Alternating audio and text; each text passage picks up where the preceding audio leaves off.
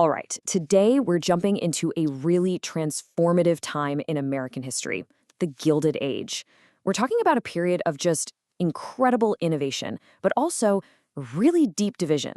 And, this era, it pretty much laid the foundation for the country we live in right now, both the good and the bad.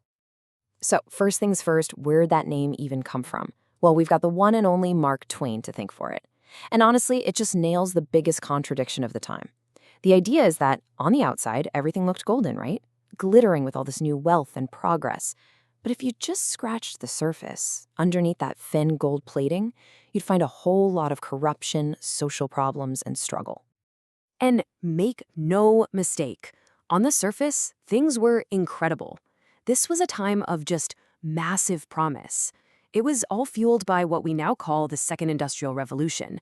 And I mean, it didn't just change things a little bit, it completely remade the entire country. Seriously, the speed of change back then was just breathtaking. I mean, try to imagine a world where practically overnight you could suddenly talk to someone miles away on a telephone, or light your house with electricity, or snap a picture with a Kodak camera. This was way more than just cool new gadgets. This stuff literally stitched the country together, creating one single national market for the first time in history. And the engine driving all of this? The railroad. You can really think of it as the internet of its day. Its influence was total. Get this, it was so powerful it actually created our modern time zones. Why? Just to keep all the trains running on a standard schedule. The railroads were the first really modern, massive corporations, and they devoured steel and coal like crazy, employing just tens of thousands of people all across America. Now, this new industrial America, it wasn't built by a committee or anything like that, no. It was dominated by just a handful of unbelievably wealthy and powerful guys.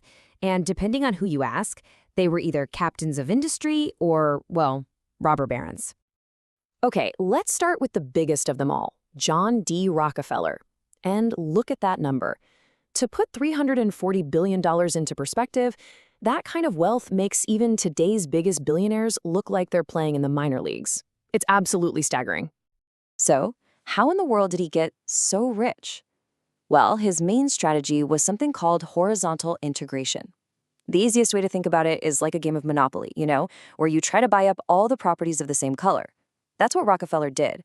He just systematically bought, merged with, or flat out crushed all of his competitors until his company, Standard Oil, controlled a mind-blowing 90% of all the oil refining in the entire country. All right, next up, we've got the king of steel himself, Andrew Carnegie. Another guy whose personal fortune is just almost impossible to wrap your head around. What's amazing is he started as a poor immigrant from Scotland and ended up dominating one of the most important industries in America. Now, Carnegie's genius was a totally different strategy, vertical integration. See, instead of buying up his competitors, he bought up his suppliers. He owned the whole shebang, the mines for the iron ore, the ships and railroads that moved it, and of course the giant steel mills that cranked out the final product. Because he controlled every single step, he could cut his costs to the bone and just undercut everybody else. But, and this is a huge but, all of that wealth, all of that shiny progress, it casts a very, very long shadow. It was built on an enormous human cost, a price paid by the millions of ordinary workers who were actually powering this new industrial machine. And that really forces us to ask a critical question, right? When we see these incredible skyscrapers going up and these massive fortunes being made, who's actually paying the price for it all?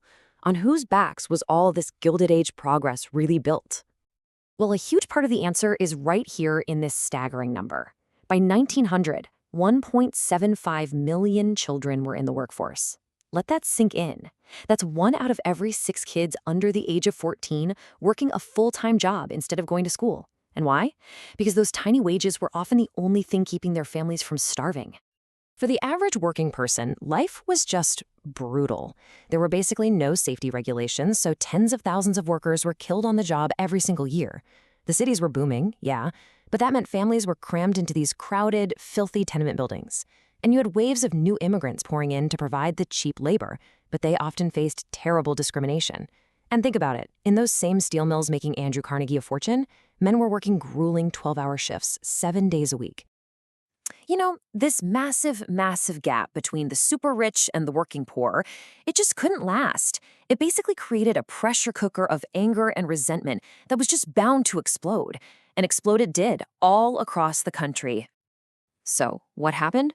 Workers started to organize. They formed unions so they could actually fight back. They demanded better pay, safer workplaces, and something that sounds normal to us, but was a really radical idea back then, the 8-hour workday. And this cartoon, it just perfectly captures that growing feeling of solidarity, this belief that if they stood together, they could actually take on the big guys. And these fights often turned violent. I mean, really violent.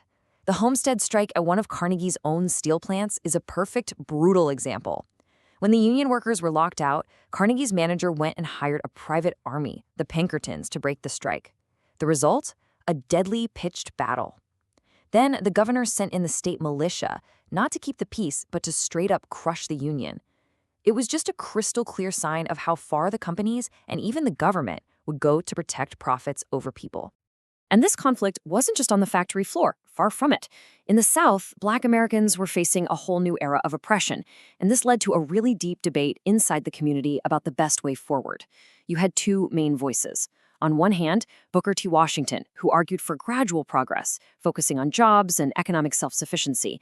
And on the other, W.E.B. Du Bois, who argued, no, we demand our full political and civil rights right now, rejecting any kind of submissiveness.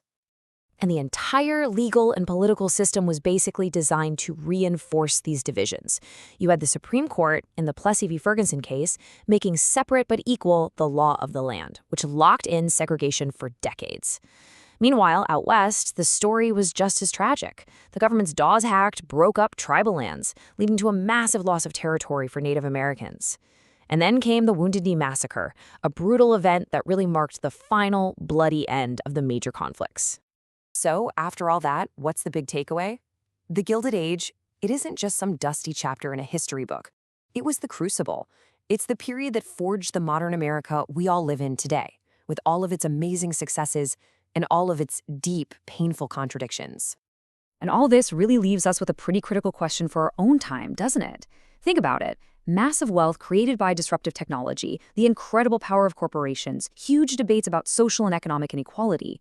Sound familiar? The Gilded Age might be over, but its echoes are absolutely everywhere.